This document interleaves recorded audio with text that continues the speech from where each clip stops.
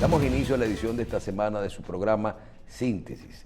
En esta semana para nosotros es un honor contar con la presencia del licenciado Luis Miguel de Camps, quien es ministro de Trabajo de la República Dominicana. Gracias por estar con nosotros, ministro. Muchísimas gracias, Michelle. Para mí es un placer el poder estar compartiendo aquí en este importante espacio de tanta trayectoria, no solamente en esta, sino en otras generaciones. Bien, ministro, vamos a iniciar. Tenemos muchos temas. Vamos a pedirle a la gente que vea este programa porque puede analizar una de las partes que son más importantes de lo que a la gente le interesa, que es todo lo que tiene que ver con su trabajo, las condiciones de trabajo, qué tenemos, qué teníamos y para dónde vamos, ¿verdad? Exactamente. Vamos a comenzar. Iniciemos por hacer una evaluación. Y yo creo que es un buen momento, ministro, para no solo evaluar el año 2023, sino ver un poquito algo que usted y yo comentamos hace un tiempo en un programa, y es que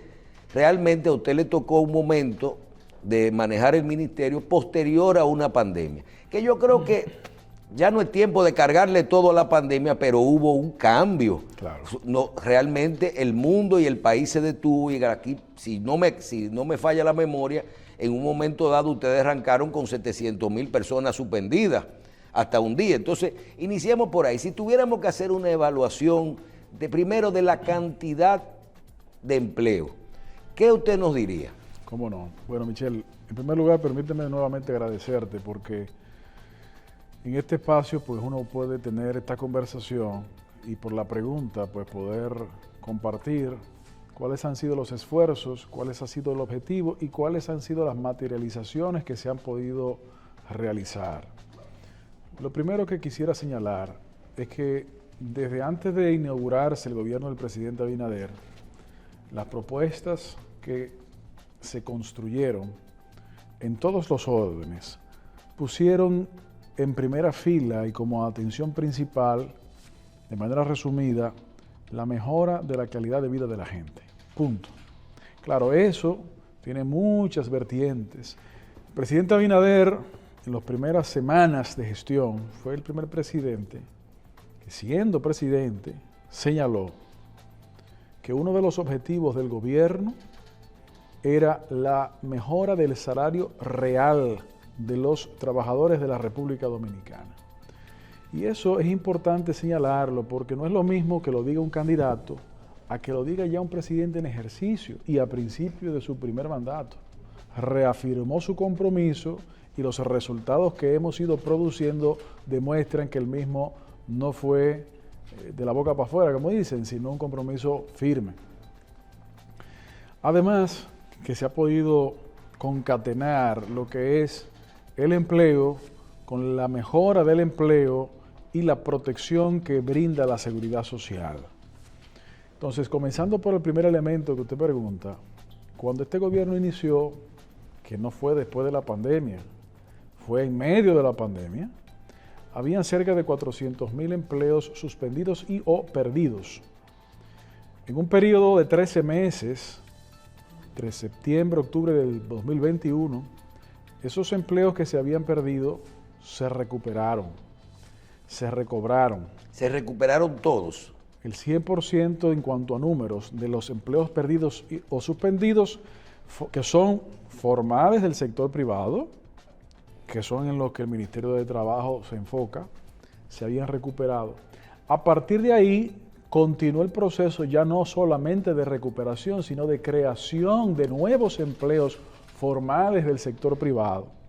Por eso, en una conferencia de prensa, el presidente expresa, informa con detalles que adicionalmente a esos 400,000 hubo una cantidad adicional de más de 130,000 empleos nuevos, repito, sector privado, formales del sector privado. Si a eso se le agregan los empleos informales y demás, obviamente es más, pero el objetivo es la formalidad del empleo. En los últimos 12 meses, 13 meses, la informalidad laboral ha bajado en 1.9%, que es muy importante. Ahora, no solamente nos contentamos, no solamente nos enfocamos en la creación y recuperación del empleo, sino en la mejora O sea, del usted está empleo. hablando de que ha bajado entre 40 y 50 mil personas. De formalidad, porque la tasa de crecimiento del empleo formal ha sido mayor que la tasa de crecimiento del empleo informal. Y por lo tanto, el balance del empleo formal versus el empleo informal se ha ido recomponiendo, priorizando la recuperación del empleo formal, cosa que inmediatamente después de la pandemia no era así. Los primeros empleos que se recuperaron inmediatamente después de la pandemia fueron los informales. Pero una vez la creación de nuevos empleos ha sido constante, esa tasa de crecimiento de los empleos formales ha sido mayor que la tasa de crecimiento de los empleos informales. Todavía, en el balance general, los empleos informales siguen siendo la mayoría, pero la tasa de crecimiento de los formales en el último año han sido mayores que la de los informales. Pero decía que no nos contentamos o no nos enfocamos solamente en los números de cantidades de empleo, sino también en quienes ocupan esos empleos, así como también en las condiciones de estos empleos. En cuanto a quienes ocupan estos empleos... Sí, ministro, porque es bueno que la gente sepa que, y ahí caemos, ¿qué quiere cuando usted dice que la gente quiere estar mejor? Claro. ¿Qué es estar mejor o qué es esa propuesta? Me imagino que es al que no tiene trabajo, que consiga un trabajo. Y al que tiene un trabajo, tener un trabajo mejor, que puede ser que siempre lo que la gente quiere es ganar más dinero. O sea, esa es la situación. Así es, y si es informal, pues que sea formal, para que tenga la protección de la seguridad social, con todo lo que esto signifique y las mejoras que hemos ido construyendo. Por eso digo, y también en cuanto a la composición completa del mercado laboral, los integrantes de la misma. Por ejemplo, en el año 2022 solamente, en ese año se crearon 89,000 nuevos empleos formales del sector privado. Michelle. Que no tienen que ver con lo que se recuperaron después de la pandemia. Empleos ya nuevos. Sí, nuevos. Ya la recuperación había sucedido. Me refiero a nuevos, formales del sector privado. De esos 89,000 aproximadamente empleos en el 2022, 34,000, es decir, más de una tercera parte, fueron de jóvenes, personas de 35 años o menos que lograron ocupar esos 89,000 nuevos empleos. ¿Y en qué sectores? En diferentes sectores. En sectores como lo es el sector comercio, es uno de los sectores más amplios, y obviamente con la acción que el presidente ha encaminado en la recuperación económica y el fortalecimiento, así como recepción de inversiones, los sectores clásicos de la economía dominicana como turismo, zonas francas, pero sobre todo comercio. Pero también la brecha ocupacional de mujeres y hombres en cuanto a empleos formales se ha reducido en los últimos 3 años. Se ha reducido de manera somera, pero se ha reducido en cerca de 2 puntos porcentuales. ¿Porque hay más hombres trabajando que mujeres? Sí, históricamente la fuerza laboral de la República Dominicana está compuesta mayoritariamente por hombres y consecuentemente ha habido un lastre de la composición respecto a la presencia de mujeres. Pero en los últimos 3 años, o sobre todo los últimos 2 después del tema pandémico, la cantidad de esos empleos nuevos ocupados por mujeres, aparte de los jóvenes, pero también por mujeres, ha aumentado en comparación con la de los hombres. La de los hombres sigue siendo mayoritaria, pero la diferencia ahora es menor. Es decir, mayor cantidad de empleos, mejor composición de los miembros de la fuerza laboral en los empleos formales del sector privado, tanto en cuanto a juventud como en cuanto a mujeres, y una parte muy importante, lo que es las mejoras de las condiciones laborales, comenzando por el elemento más destacado, que es el elemento salarial. Michelle, en 34 meses, 35 meses, logramos producir 22 aumentos al salario mínimo, a los salarios mínimos. O sea, de los diferentes sectores. Correcto, tanto el no sectorizado, que es el más grande, como todos los sectorizados en varias oportunidades, porque no solamente se hizo una ronda, sino que ha habido ya varias rondas. Cuando llegó el gobierno del presidente Abinader al poder, habían más de 7 salarios mínimos que tenían años vencidos y que no se les prestaba atención. Nosotros hemos recobrado eso. Pero no solamente eso, sino que todos esos 22 de consenso. Pero no solamente eso, Michelle, y esto es a lo que más quisiéramos referirnos. No han sido simples ajustes salariales, han sido aumentos salariales al salario mínimo. ¿Cuál es la diferencia? Bueno, la diferencia es que si hubiesen sido solo ajustes, hubiesen sido en las mismas proporciones que la inflación. Pero los aumentos salariales se cubre la inflación acumulada y además se aumenta otra proporción adicional. Por eso son aumentos a los salarios mínimos. Con la, si se llama, hiperinflación que tuvimos en el 2022, con todo y eso, ¿los aumentos superan la inflación? Bueno, en primer lugar no fue hiperinflación en comparación con el caso, por ejemplo, de Argentina, que está en 3 dígitos, un caso extraordinario. Pero sí fue una inflación extraordinaria en el mundo, producto como consecuencia de la guerra europea. Pero sí, la respuesta a la pregunta es que sí, los aumentos que se produjeron fueron por encima incluso de esa inflación extraordinaria por causa de la guerra. Ministro, en términos reales, hay mucha gente que está diciendo y se sienta y dice, bueno, a lo mejor yo estoy igual que antes, pero me está rindiendo Michelito igual a lo que yo hacía, hago lo mismo. ¿En términos reales es superior a la inflación? En términos reales sí, y los números son los siguientes. En cuanto, por ejemplo, el no sectorizado, que es el más amplio, es el que la mayor cantidad de gente conoce y vive, ha habido ya 2 aumentos de ese salario. Esos 2 aumentos sumados nominalmente representan más de un 40% de aumento nominal. En uno de los sectores fue eso. Es el no sectorizado que es el más amplio. En la empresa grande. No, todos. Grande, mediana, pequeña y micro. ¿No fueron diferentes las proporciones de los aumentos? No, pero el promedio de todos. El promedio de todos, el no sectorizado, es más del 40%. Cuando a eso le restamos la inflación acumulada, eso queda en 21%. Es decir, el aumento real del salario mínimo fue en orden del 20%. Entonces, esa es justamente la comparación de la nominalidad con la inflación. Es tanto así, cuando se produjo el primer aumento, porque el segundo viene en un mes y medio, en febrero, se llegó, y es el caso de hoy, el salario mínimo de las empresas grandes, dentro de las no sectorizadas, es el más alto de la historia, pero no solamente eso.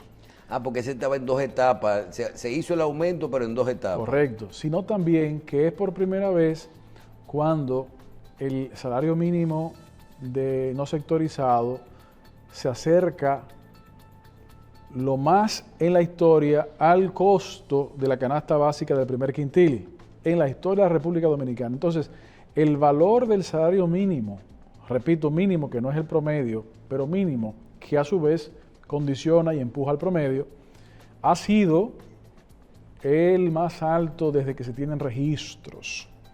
Y eso de consenso. ¿Por qué?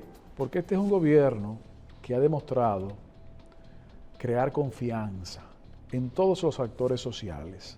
Este es un gobierno que ha apostado por el diálogo y a través del diálogo construir soluciones. Pero en la medida que han aumentado la cantidad de empleos, en la medida que ha aumentado la formalidad del empleo, en la medida que la composición de la fuerza laboral formalizada ha aumentado en su cantidad de jóvenes y de mujeres, en la medida que también han aumentado los salarios mínimos y con ello empujado la mejora de los salarios promedios y en términos generales del salario real, eso también ha significado unas mejoras en las cotizaciones de la seguridad social que a su vez han significado una cantidad de coberturas en materia de salud, por ejemplo, para lograr mejorar la protección social y, volviendo al punto inicial de esta conversación, a la mejora de la calidad de vida de los ciudadanos. Ministro, ahora que usted menciona el tema, hay 2 puntos que me gustaría abordar. Yo creo que la parte de la comunicación es imprescindible. Usted acaba de mencionar que sí, de acuerdo todo el mundo, pues yo creo que ese es el paso. Nosotros vivimos decenas de programas de participaciones de los sectores sindicales siempre pidiendo y siempre con un pleito y se paraban de las reuniones y no había nunca consenso. Y lo mismo con el sector empleador. Tú veías que siempre no quieren hacer aumento, no quieren, siempre defendiendo cada quien su área y siempre se rompía la taza. En la pandemia me recuerdo que fue primera vez en la historia que Pedro Brache, siendo presidente del CONEP, fue la primera vez que dijo, es necesario un aumento, al revés, el sector empleador. Y vemos que hay una relación, yo no diría que hay una buena comunicación con los sectores sindicales. ¿Cómo se logró esto? De que es un tema de consenso, de que se está buscándole solución de ambas partes, están cediendo las partes, o realmente ha cambiado la forma de comunicar. Porque yo creo que esas son de las cosas que a una generación, que ya uno estaba cansado, siempre un pleito, que uno pide aumento. Nosotros llegamos a hacer programa con Pepe Abreu, que él decía en el aire, hay que pedir un 30 para que te den un 10, en el aire. O sea, tú decías, pero Dios mío, es que nunca se va a lograr hablar como, y ahora vemos que todo funciona bien. ¿Cuál es el truco de eso? Bueno, gracias Michelle por destacar eso. Yo creo que hay varios elementos. El primero de los cuales me permito expresar, como decía hace un momento, es el factor confianza. El factor confianza comienza con el primer mandatario de la nación, que ha demostrado desde el primer día, además de una impresionante capacidad de trabajo, una impresionante vocación por el diálogo y por la transparencia y por la conversación constante y abierta. Eso brinda confianza. Confianza a los agentes económicos internacionales, pero también confianza a los agentes económicos y los agentes sociales nacionales. Un segundo elemento es que el equipo que acompañamos al presidente, pues estamos también alineados en esa visión. Coincidimos y compartimos ese criterio, no solamente de trabajo constante y atención continua, sino también de agotar los procesos y fomentar las conversaciones. Esos dos elementos fomentan, permiten, alimentan a que los demás miembros de los diálogos sociales, en este caso diálogo tripartito de trabajadores y empleadores, sindicatos de trabajadores y gremios de empleadores, puedan también confiar en el sector gubernamental y expresar con franqueza sus visiones, expresar con franqueza sus preocupaciones, porque al final de cuentas, la responsabilidad que recae sobre el sector gubernamental, en este caso el Ministerio de Trabajo, consiste en la construcción de mejoras, pero sobre todo manteniendo una correcta actitud de paz social. América Latina, por ejemplo, en los últimos 3 años, muchos países, hermanos, han estado teniendo convulsiones sociales, discusiones muy agrias entre sus actores. Y eso es lo que en la República Dominicana, gracias a Dios y gracias al trabajo de todos los actores, no hemos permitido que suceda. Pero también tengo que destacar que, consecuentemente a todo lo antes señalado, el sector de los trabajadores y el sector de los empleadores se han manejado con la madurez e entereza que las circunstancias ameritan. Han expresado sus intereses legítimos, han entendido la visión y los intereses de la contraparte, también legítimos, y han entendido que para que se produzcan mejoras y avances, probablemente ninguna de las partes envueltas va a poder lograr absolutamente todo lo que quisiera, pero sí una buena parte. Y eso es básicamente lo que hemos ido juntos construyendo. Es por eso, en comparación con eventos del pasado que usted señala, es que en esta gestión no se ha producido ese tipo de actitudes, porque el diálogo no se produce solamente cuando se convocan esas reuniones. ¿A usted no le han hecho su primera huelga? El diálogo es constante. ¿No le han hecho ninguna No, huelga? los actores que nos compete, pues, siempre estamos dialogando y los problemas los estamos atendiendo.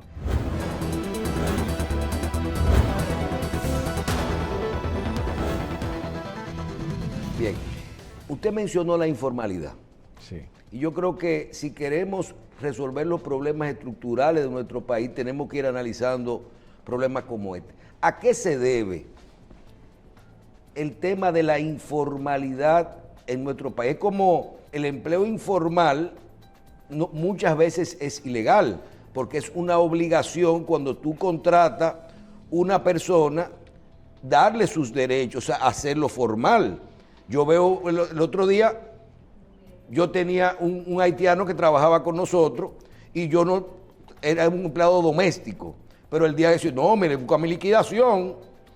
Entonces yo decía, pero ven acá, esto es informal, es legal. ¿Cómo no? ¿Qué pasa en nuestro país? Si quisiéramos ir revirtiendo más esa cifra, ¿qué se puede hacer? ¿Es un problema de educación? ¿Es un problema del costo de la seguridad social que no lo cogen los pequeños, las micro y medianas, no lo resisten? ¿A qué usted entiende que se debe? ¿Qué se puede hacer? Bueno, mire, lo primero que quisiera señalar es que la formalidad o informalidad del empleo, del trabajo, no es condición para el resguardo, respeto y defensa de los derechos de los trabajadores y empleadores. Es decir, el hecho de que un trabajo sea informal no significa que este trabajador no tenga los derechos, los tiene y los puede hacer valer en los tribunales si fuera necesario.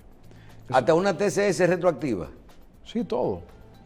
Es decir, que eso es importante aclararlo porque no sería correcto que se quedara la idea de que un trabajo informal tienen menos derechos laborales quienes se involucran en ello. No, son los mismos derechos. Ahora, ¿qué sucede?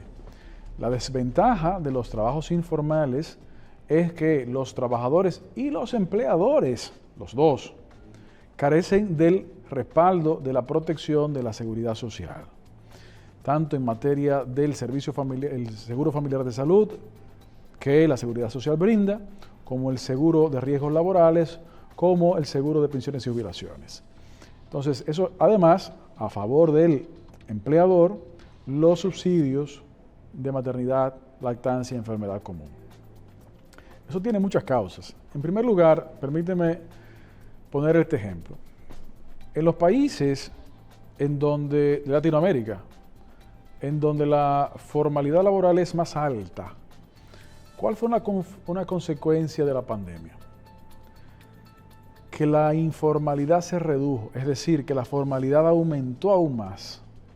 Porque la gente buscaba la seguridad social. Porque cuando se verificó los beneficios de protección social que brinda la seguridad social, en ese momento tan difícil de la pandemia, la ciudadanía se dio cuenta de que era más provechoso formalizarse. Países como, por ejemplo, un clásico en esa materia como Uruguay. ¿Y eso puede ocurrir aquí? Entonces, uno de los elementos que hemos estado construyendo para fortalecer la incidencia hacia la formalización es aumentar la capacidad protectora de nuestro sistema de seguridad social para consecuentemente atraer a los actores, tanto los empleadores como los trabajadores. Y eso es, en gran medida, lo que, visto de manera global, hemos ido produciendo. Por ejemplo, en materia de protección de la seguridad social, en los 3 años de gestión de este gobierno, se han hecho muchas nuevas inclusiones y mejoras, tanto en el ámbito de salud, como el ámbito de seguros de riesgos laborales, como el ámbito de pensiones. Y con mucho gusto puedo desarrollarlas. Por ejemplo, comenzando de atrás hacia adelante, en materia de pensiones. En materia de pensiones voy a mencionar 2 cosas. Una, en verano del 2021, 2022, se logró que cerca de 30,000 familias pudieran optar por un retorno anticipado de lo que los trabajadores y sus empleadores habían cotizado, porque logramos flexibilizar la interpretación de la ley, viabilizando ese derecho. ¿Qué significa eso en términos tuvieran que esperar los 65 años. Exactamente. ¿Qué significa eso en términos económicos? Más de 7.500 millones de pesos. Se devolvieron. Que pudieran devolverse si así el interesado lo procura, que antes no podía. Se logró también que una cantidad de personas que en un momento determinado, antes de la aplicación de nuestra ley de seguridad social, estuvieron en el sistema de reparto de pensiones porque eran trabajadores del Estado y que por alguna razón fueron... Eso es lo que era el seguro social. Correcto. Transportados al sistema de capitalización individual, Ya hoy, si quisieran retornar al sistema anterior, ya lo pueden hacer. Eso también representa varios miles de millones de pesos. Y esas decisiones de consenso, es decir, Pero eso es un gran paso. claro, los propios trabajadores y empleadores, y el gobierno obviamente, acordamos que esos dineros pueden las personas poderlo buscar y reclamar de consenso. En materia de riesgos laborales, Michelle, pensiones por riesgos laborales, habían pensiones de 300 pesos. Establecimos un mínimo que en algunos casos significó un aumento de más de 1.200% de aumento de esas pensiones de riesgos laborales. Pero también logramos introducir en cobertura la cobertura de costos funerarios en caso de que se pierda la vida por riesgos laborales. Por ejemplo, Que eso no estaba incluido. eso no estaba incluido, también logramos incluirlo. Y pasando entonces al tema de salud y seguridad social, Michelle, se ha producido 2 aumentos a los honorarios médicos a la seguridad social, cada uno de ellos en 20%. 20 más 20 compuestos es más de 40. Pero también, ¿qué se ha producido? Se ha producido la inclusión de coberturas adicionales que no estaban cubiertas para la población. ¿Cómo cuáles? Eso es en el plan básico de salud que tiene el régimen contributivo. Correcto, y consecuentemente todos los trabajadores formales de la República Dominicana.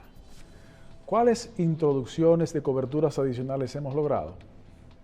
Primero, logramos la atención renal integral. Antes una persona que tenía que ser sometida a un proceso quirúrgico de trasplante de riñón no tenía la cobertura completa. El donante no estaba cubierto en el procedimiento. Ya eso es una realidad, sí, de hacía 2 años. Pero también logramos que la mastectomía profiláctica preventiva, es decir, una persona que se determinara que tenía alta propensión a sufrir un cáncer de mama, puede tener una mastectomía de manera preventiva. Pero eso también ya tiene cobertura. Pero ¿cómo se determina si es altamente propenso? A través de unos análisis muy especializados que se llaman BRCA1 y BRCA2. Que no estaban cubiertos. Que ya están cubiertos también desde 2021. Pero también que se cubrió en el 2021.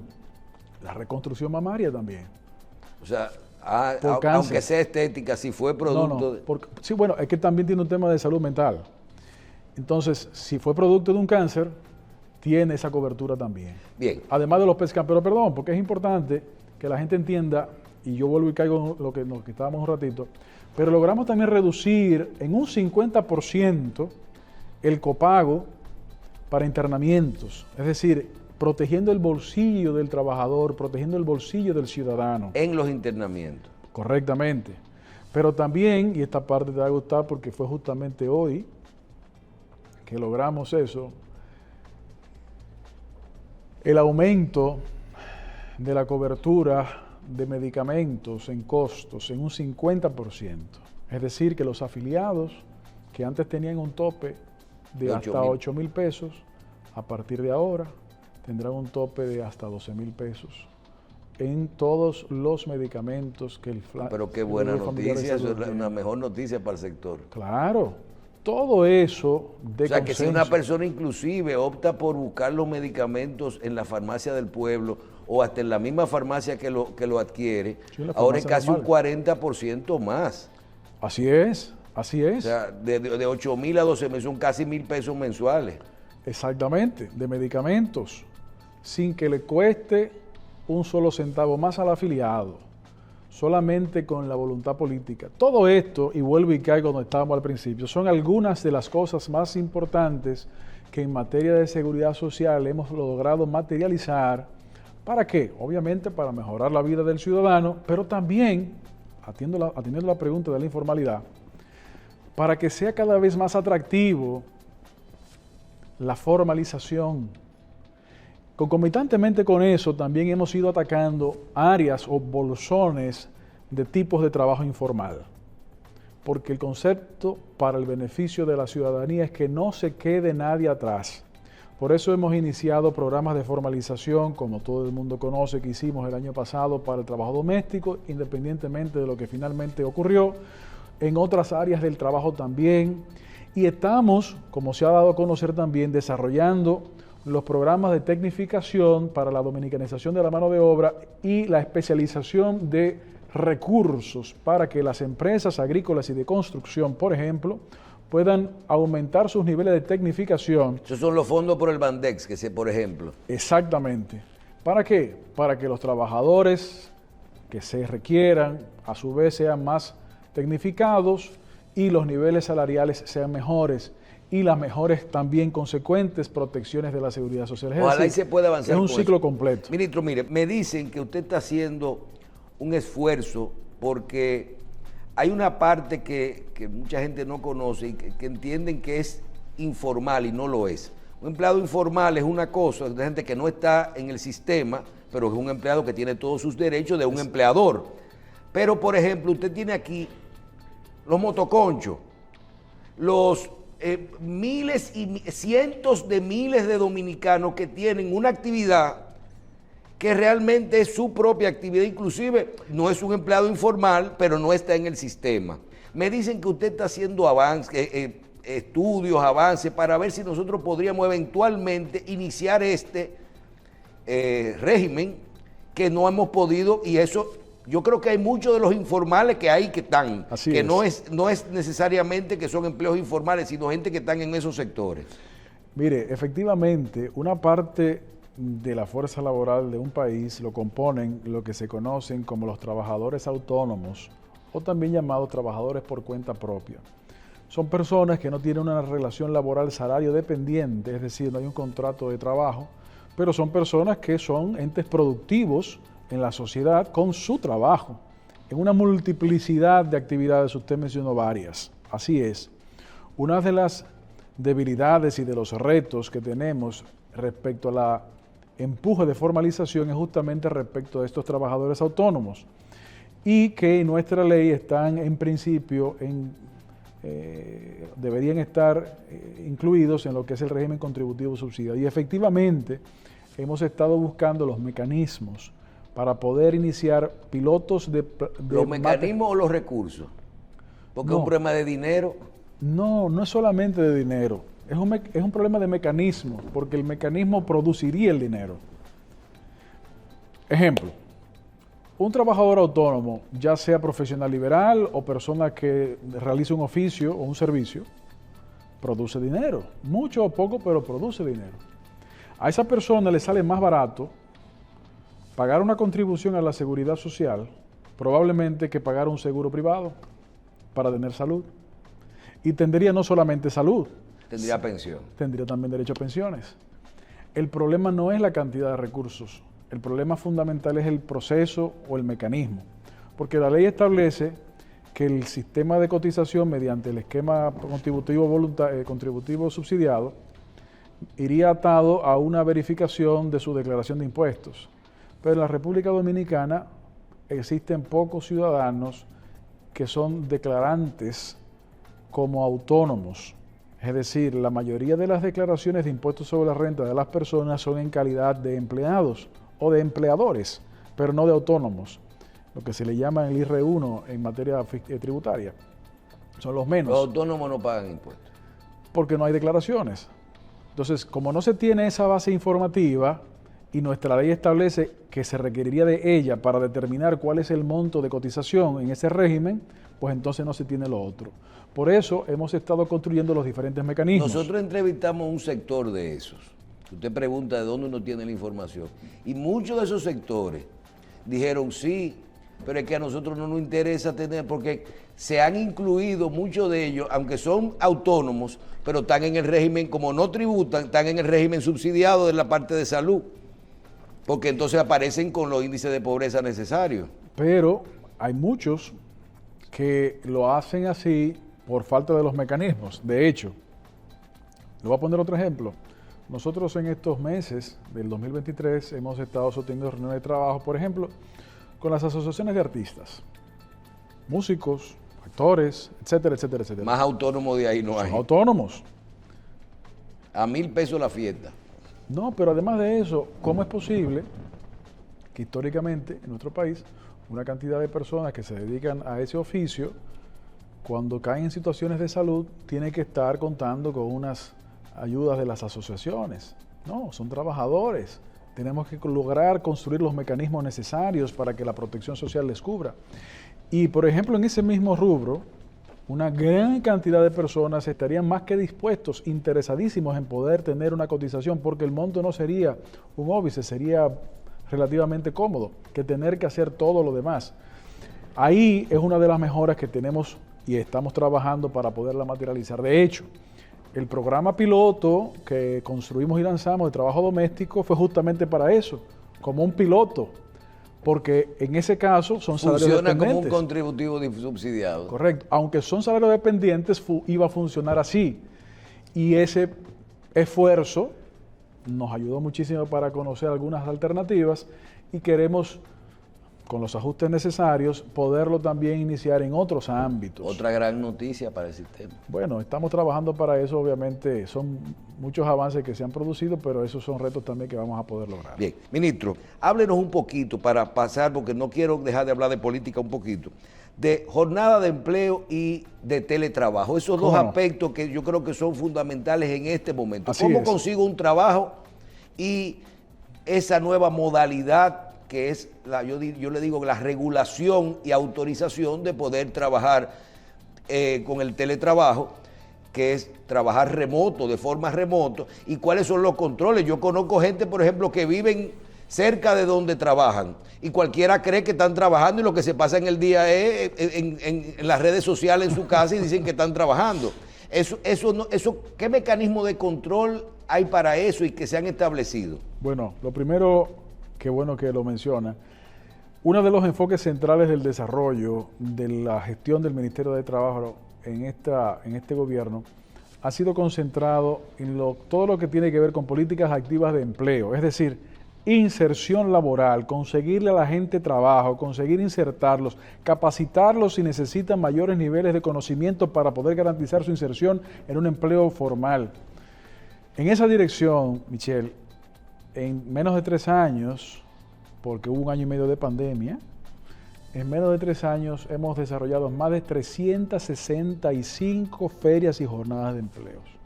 Eso significa prácticamente una feria o jornada cada 2 o 3 días.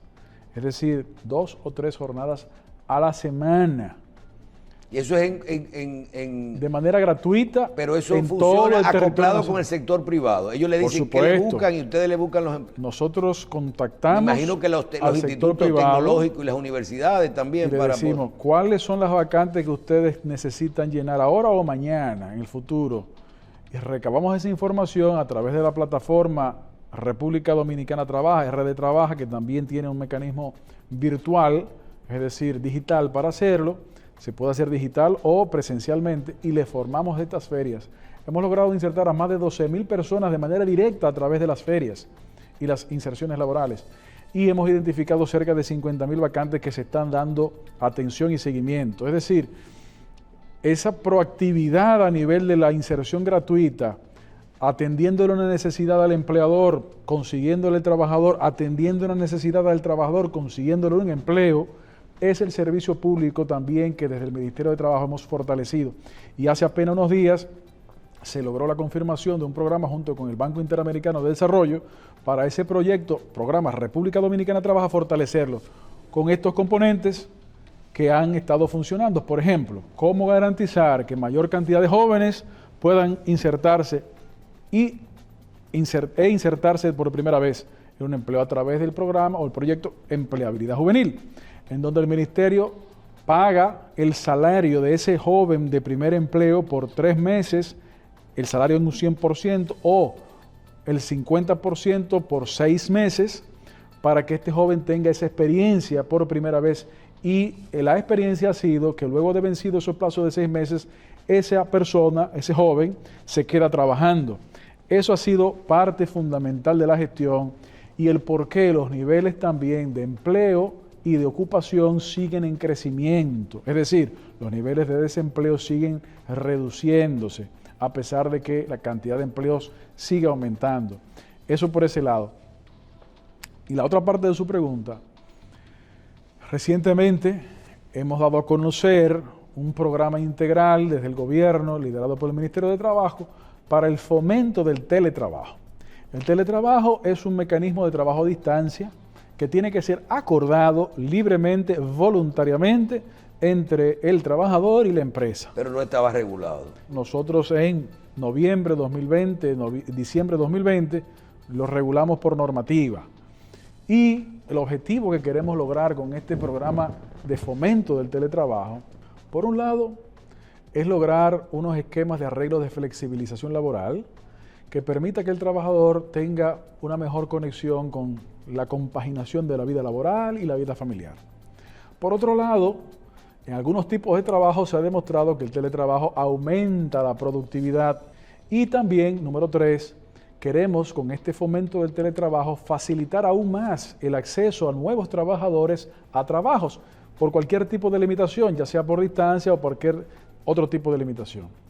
Entonces, esta iniciativa de teletrabajo tiene varios componentes. Por un lado, para microempresas y pequeñas empresas podrán solicitar financiamientos con el Banco de Reserva para la adquisición de equipos que le permitan a sus trabajadores teletrabajar. Cuando se habla de equipos, computadoras, por ejemplo, de que llévate la computadora para tu casa para que puedas trabajar allá, o se habla de algún tipo de plataforma de software que permita empalmar ese trabajo en la casa con el trabajo que tú haces. Se trata fundamentalmente de computadoras y de hardware, fundamentalmente porque las herramientas de software son más libremente disponibles. Además que cada empresa tiene sus esquemas y sobre todo que estamos abriendo estas posibilidades para micro y pequeñas empresas. La regulación que se hizo en el 2020, ¿se le han hecho algunas adaptaciones con ahora? O sea, está hábil, la persona puede decir, el empleador y el empleado, déjame ver cuál es mi código de trabajo para el empleado. Correctamente, así mismo es, está a disposición de toda la ciudadanía. Pero quiero destacar un par de elementos más de este proyecto de fomento del teletrabajo. Cuando usted tiene a una persona que pudiera perfectamente trabajar, pero por razones de distancia y costo de transporte se complica, pues los centros tecnológicos comunitarios, los CTC, que están bajo el mando del Gabinete Social, están disponiéndose una cantidad de estos disponibles a la ciudadanía para que puedan teletrabajar desde esos centros, facilitando también ese acceso. Otro elemento también que compone la iniciativa es un fomento del teletrabajo también desde el sector público junto con el Ministerio de Administración Pública, que una cantidad de trabajadores pueda ejercerlo a distancia. Y también otro elemento no menos importante. Sí, que hay muchas funciones que se pueden hacer desde el punto de vista. Por lo menos parcialmente, no todos los días, pero de vez en cuando. Y otros elementos también que compone esta iniciativa de fomento del teletrabajo, que está en proceso de construcción aún, junto con el Ministerio de Industria, Comercio y MIPYMES y junto con el Ministerio de Economía, es una calculadora de ahorros. Porque una de las bondades del teletrabajo es que proporciona, en términos netos, ahorros para el empleador, pero también para el trabajador. Ahorros, por ejemplo, en espacio de oficina, ahorro en costo de energía eléctrica de las oficinas, por ejemplo, pero, o parcialmente, porque tiene que haber un componente compartido. Pero también hay un ahorro de transporte y combustible, y lo más importante tal vez, ahorro de tiempo, que no es recobrable. Entonces, ese tipo de información y de cálculo también estará disponible en las próximas semanas para la población que puedan tomar decisiones con conocimiento de causa. Claro.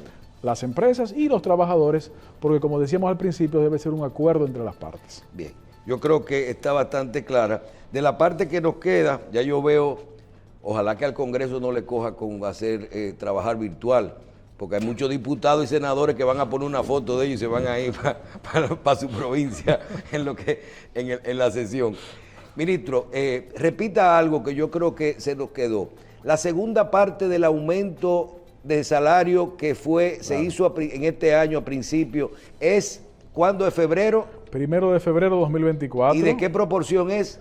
Ese, que es del no sectorizado, un 4% adicional, pero el mes siguiente, para el sector turístico, hay un 5% y también para el sector de zonas francas hay un 5%. Eso es automático. Eso ya está resultado. O sea, la gente que lo espera en su nómina. Así debe ser.